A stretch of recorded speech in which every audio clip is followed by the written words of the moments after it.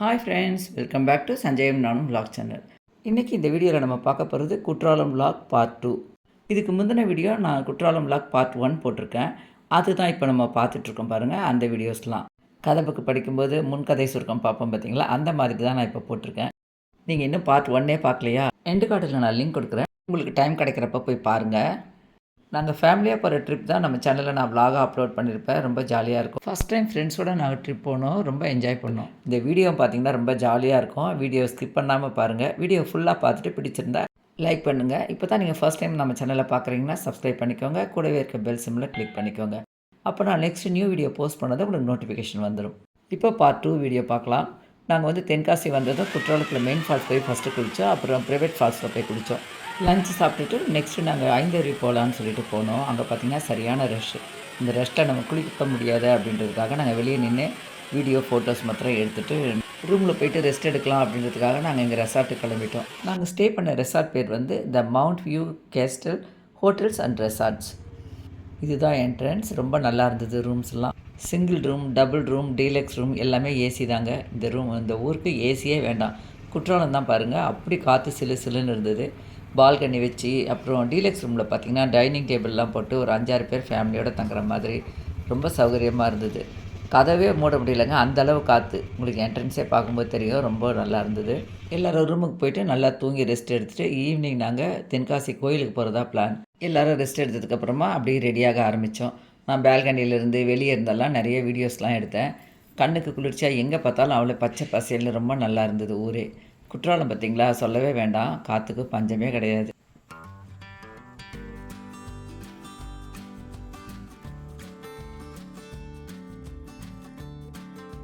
எல்லோரும் ரெடி ஆகிட்டாங்க. இதோட நாங்கள் தென்காசி கோயிலுக்கு போக வேண்டியது தான். ரெடி ஆகிட்டு வந்தோடனே அங்கே சுற்றி ரொம்ப அழகாக இருக்குது பார்த்திங்களா பிளேஸ்லாம். அதனால் எல்லோரும் வீடியோ ஃபோட்டோஸ்லாம் நின்று எடுத்துக்கிட்டாங்க.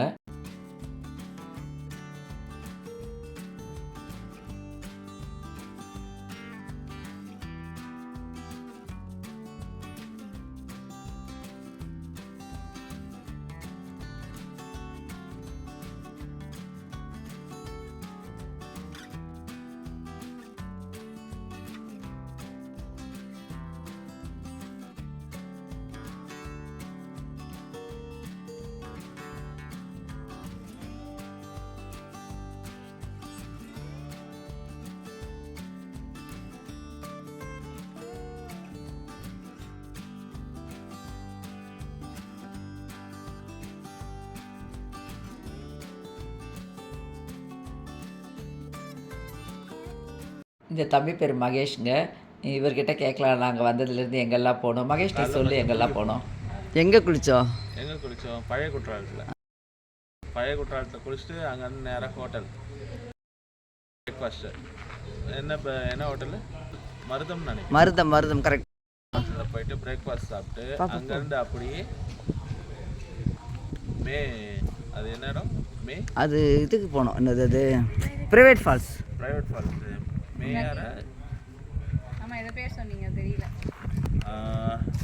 பேர் கவனம் இல்லை. ஆனால் அது போன வழி எப்படி இருந்தது? அது நல்லா செம்மையாக இருந்தது. ஜீப்பில் போனோம். ஆமாம், ஜீப்பில் போயிட்டு அங்கேருந்து முடிச்சுட்டு அப்படியே 5 ஃபால்ஸு.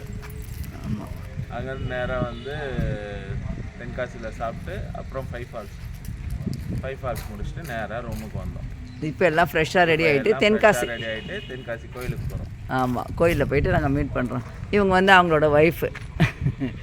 ஆமாம், எல்லாரும் யூடியூப்பில் வருவோம் பாருங்கள், சப்ஸ்கிரைப் பண்ணுங்கள். இது வந்து அவங்களோட பையன் பாருங்கள். இவங்க அவங்க பாப்பா.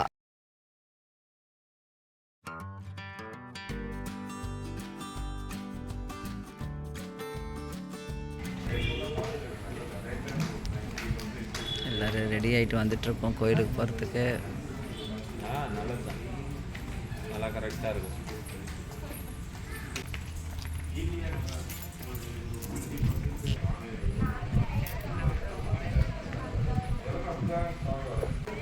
நாளைக்கே யூடியூப்பில் வந்து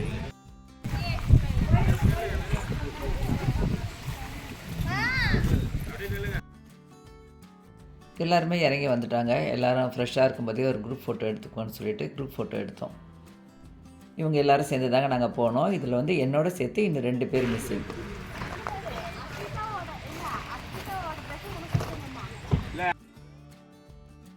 எல்லோரும் பஸ்ஸில் ஏறிட்டோம். வேடிக்கை பார்த்துக்கிட்டே இப்போ தென்காசி கோயிலுக்கு போயிட்டுருக்கோம்.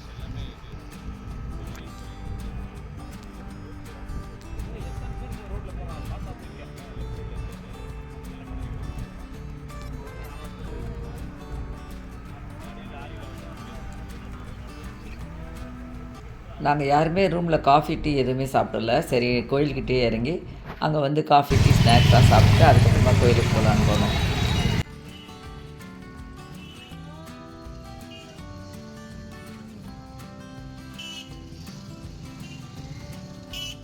கோவில் பக்கத்துலேயே நாங்கள் காஃபி, டீ குடிக்கலாம் அப்படின்னு வந்தோம். காசி விஸ்வநாதர் கோயில் பாருங்கள், தெரியுது எவ்வளோ பெருசாக இருக்குது பாருங்கள், கம்பீரமாக. ஃபஸ்ட்டு வந்து ஒரு ஹோட்டல் மாதிரி அங்கே போய்ட்டு உட்காந்து சாப்பிட்லான்னு போனோம். சரி வேண்டாம், நம்ம ஊரில் தானே அந்த மாதிரிலாம் போகிறோம், இங்கே வந்து இப்படி ஒரு ஓப்பனான இடத்துலையே சாப்பிடலாம் அப்படின்னு சொல்லிட்டாங்க. இந்த ஊரை பொறுத்த வரைக்கும் மெதுவடை ரொம்ப ஃபேமஸுங்க. ஹோட்டலில் மாத்திரம் இல்லை, வீடுகள்லேயே ரொம்ப நல்லா பண்ணுவாங்க. சஞ்சய் அவங்க பாட்டி கூடங்க மெதுவடை சான்ஸே இல்லை, அவ்வளோ சூப்பராக செய்வாங்க. பாருங்கள் பலகாரம்லாம் சுடு சுடு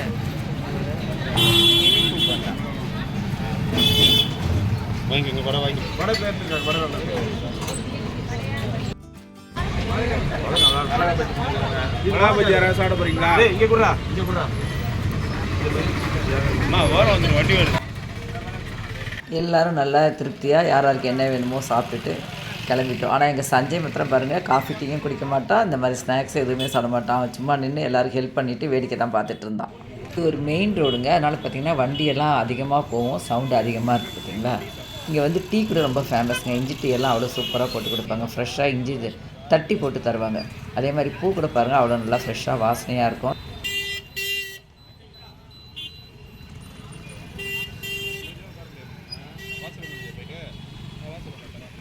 சாதாரணமாக இந்த நாளில் கோயிலில் அவ்வளோவா கூட்டமாக இருக்காதான். நாங்கள் வந்திருக்கிறது விஜயதசமி டைம், அதனால் கோயில் நல்லா ரஷ்ஷாக இருந்தது. கோயிலில் வந்து சிறப்பு பூஜைகள்லாம் நடந்துகிட்டு இருந்தது. கோவில் கோபுரம் பாருங்கள் எவ்வளோ கம்பீரமாக காட்சி அளிக்குது. இந்த கோபுரத்தோட உயரம் பார்த்திங்கன்னா 180 அடி இருக்கிறதா சொல்கிறாங்க. நம்ம டூருக்கு வந்ததும் என்ன பண்ணுவோம், ஃபஸ்ட்டு அந்த வந்த இடத்த ஃபோட்டோ எடுப்போம். அந்த மாதிரி தான் இந்த கோவில் கோபுரத்தை பார்த்து எல்லோரும் ஃபோட்டோ எடுத்துக்கிட்டு இருந்தாங்க. அங்கேயே நின்று எல்லோரும் செல்ஃபி எல்லாமே எடுத்தாங்க. இந்த கோவில் கோபுரத்தோட இன்னொரு சிறப்பு என்னென்னு பார்த்திங்கன்னா, கோவிலுக்கு உள்ளே நம்ம நுழையும் போதும் சரி, கோவிலை விட்டு நம்ம வெளியே வரும்போதும் சரி, தென்றல் காற்று அவ்வளோ நல்லா வீசுமாங்க. இந்த மாதிரி அமைப்பு வந்து வேறு எந்த கோவில் கோபுரத்துலேயும் இல்லை அப்படின்னு சொல்கிறாங்க. நாங்களும் அந்த கோயிலுக்குள்ளே நுழையும் போதும் சரி, வெளியே வரும்போதும் சரி, அந்த காற்றை எங்களால் ஃபீல் பண்ண முடிஞ்சதுங்க. ரொம்ப நல்லா இருந்தது. இந்த கோயிலோட பேர் காசி விஸ்வநாதர் திருக்கோயில். மூலவர் வந்து காசி விஸ்வநாதர், தாயார் உலகமை. இந்த கோயிலில் ஐப்பசி மாதம் உத்திரம் நட்சத்திரத்துலேயும் மாசி மகத்துலேயும் வந்து திருவிழா நடக்குமாங்க. ரொம்ப சிறப்பாக பண்ணுறதா சொன்னாங்க. கோயிலில் நம்ம ஃபுல்லாக உள்ளெல்லாம் சுற்றிட்டு வெளியே வரும்போது பார்த்திங்கன்னா இருட்டிடுச்சு. ரொம்ப பெரிய கோயிலுங்க. ஒரு பக்கம் வந்து பார்த்திங்கன்னா கோயிலோட திருப்பணியும் நடந்துகிட்டு இருந்தது. அந்த பக்கம்லாம் யாரையும் அலோவ் பண்ணலை. கோவிலுக்கு உள்புறத்துலலாம் கண்டிப்பாக மொபைலில் நம்மளை வீடியோ எடுக்க அலோவ் பண்ணுறது இல்லைங்க, பார்த்துக்கிட்டே இருக்காங்க. கோவில் ஃபுல்லாக சுற்றி முடிச்சுட்டு சுவாமி தரிசனமும் நல்லபடியாக பண்ணிவிட்டு எல்லோரும் நல்லா இருக்கணும், நல்லபடியாக திருப்தியாக வேண்டிக்கிட்டு வெளியே வந்தோம்.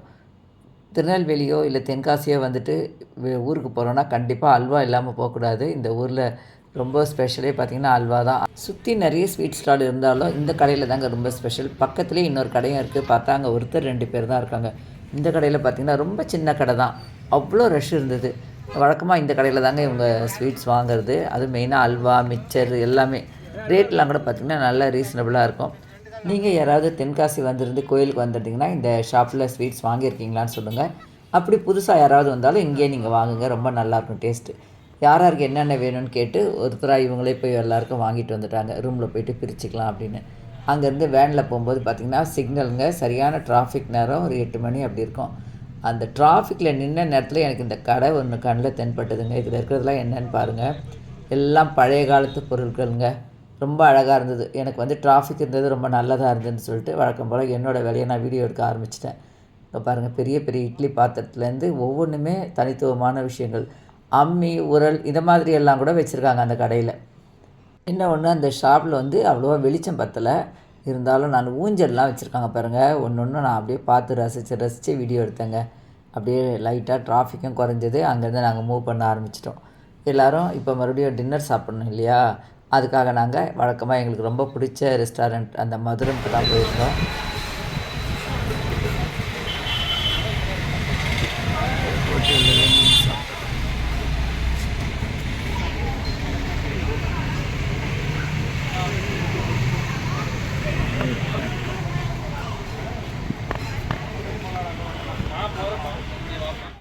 தென்காசி பொறுத்தவரை சின்ன சின்ன கடையில் கூட பார்த்திங்கன்னா பரோட்டா ரொம்ப ஃபேமஸ், ரொம்ப சூப்பராக இருக்குங்க. அதனால் எல்லோரும் பரோட்டா சாப்பிட ஆரம்பிச்சிட்டாங்க. யார் யாருக்கு என்னென்ன வேணுமோ ஆர்டர் பண்ணி சாப்பிட்டுட்டு இருந்தாங்க. எல்லோரும் ரொம்ப டயர்டு, காலையிலேருந்து நல்லா சுற்றிக்கிட்டு இருக்கோம்.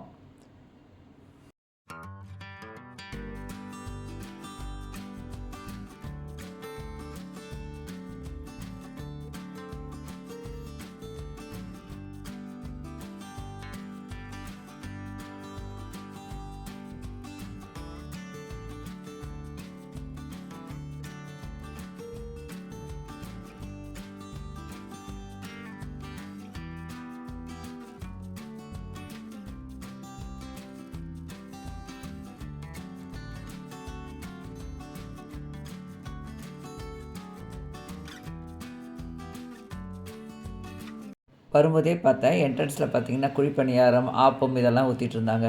நம்ம வந்த வேலையை பார்க்கலாம் அப்படின்னு சொல்லிட்டு நான் உடனே வந்துட்டு இதெல்லாம் வீடியோ எடுக்க ஆரம்பித்தேன். அந்த லேடிக்கிட்ட கேட்டேன், வீடியோ எடுக்கலாமாட்டு. எடுங்க அப்படின்னு சொன்னாங்க. பாருங்கள், பலகாரம்லாம் நல்லா ஃப்ரெஷ்ஷாக பண்ணி வச்சுருக்காங்க. பகோடா, பஜ்ஜின்னு நினைக்கிறேன், அது பஜ்ஜி தான். ஆனியன் பஜ்ஜி பெருசாக இருந்தது. இது கட்லெட்டு.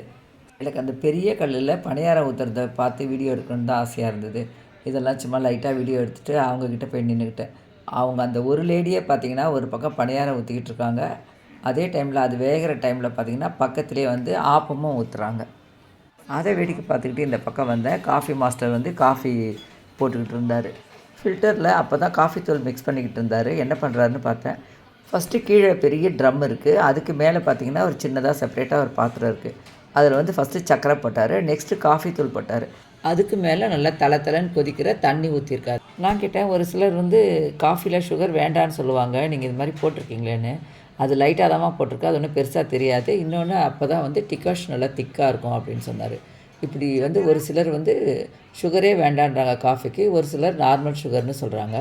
நீங்கள் ஒரே மாதிரி டவராவில் காஃபி கொடுக்குறீங்க, எப்படி வந்து டிஃப்ரெண்ட் தெரியும்னு சொன்னேன். அப்போ அவர் சொன்ன ட்ரிக் என்னென்னா, இந்த மாதிரி கொடுத்துட்டு அதுக்கு மேலே வந்து கொஞ்சம் எக்ஸ்ட்ராவாக செய்கிறதுக்கு பால் ஊற்றுறாரு. அந்த வந்து சர்க்கரை கம்மியானது அப்படின்னு சொல்லிட்டு அப்படி சொல்லி இவர்கிட்ட கொடுக்குறாரு. இப்போ இவரும் போயிட்டு அவங்கக்கிட்ட இது சுகர் கம்மியாக இருக்குது, இது நார்மல் சுகர்னு சொல்லிட்டு கொடுக்குறாங்க. பாருங்கள், இன்றைக்கி வந்து நான் ஒரு புது விஷயம் வந்து காஃபி மாஸ்டர்கிட்டேருந்து கற்றுக்கிட்டு இருக்கேன். ஹோட்டலுக்கு எல்லோரும் சாப்பிட வராங்க. நான் பார்த்திங்கன்னா எங்கே பார்த்தாலும் இந்த மாதிரி வீடியோ எடுக்க ஆரம்பிச்சிடுறேன். எனக்கே ஒரு மாதிரியாக தான் இருக்கும்.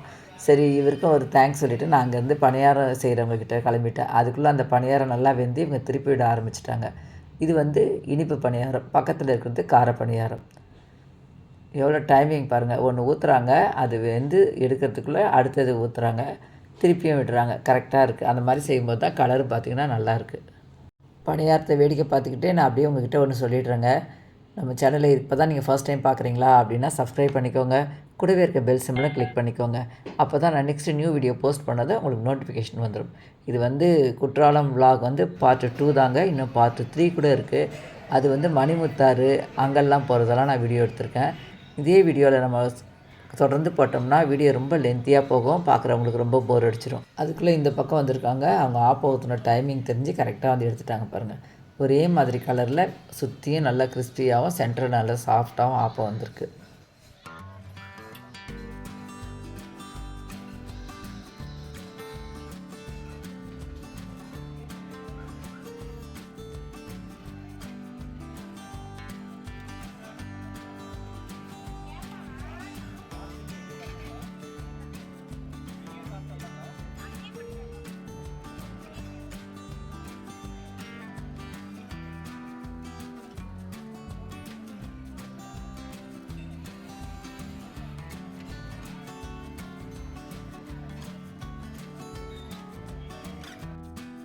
எல்லோரும் சாப்பிட்டு முடிச்சுட்டு வெளியே வந்துட்டாங்க. நானும் வீடியோ எடுத்தது போதும் அப்படின்னு சொல்லிட்டு வந்துட்டேன்.